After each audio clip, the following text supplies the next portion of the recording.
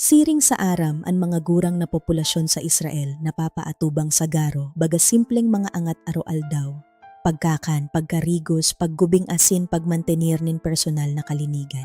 Para sa dakol, ang fundamental na mga aktibidad na ini nagiging sarong komplikadong gibuhon na nangangaipo nin danay na tabang, asin sa parate nakakadanyar man sa saindang pakamate nin independensya asin personal na dignidad. Alagad, lampas pa sa pisikal na kadipisilan, igwanin masakit na realidad sa ekonomiya. Kadaklan sa mga gurang nabubuhay sa hababang kita, asin minsan nagsasarig sa mga benepisyo sa kapansanan.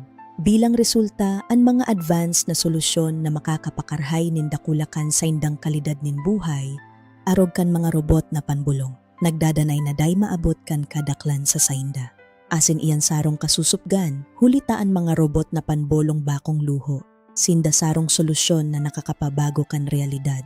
Puwede nindang mapagaan ang trabaho sa industriya nin pag-ataman, mabawasan ang kakulangan nin mga tawohan, asin ang pinakaimportante, tawanan mga gurang nin independensya, seguridad asin katalingkasan sa pagmanehar kan sa indang aroaldaw na rutina.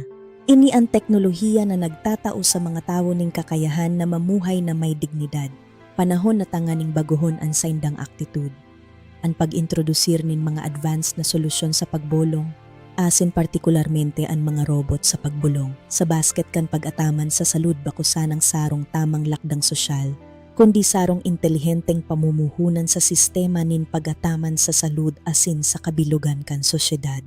Sa paaging ini, masisigurutan na ang teknolohiya na nakakatipid nin kalidad nin buhay day magiging preserbasana nin nagkapira kundi makukuha kan gabos na nangangaypo kaini.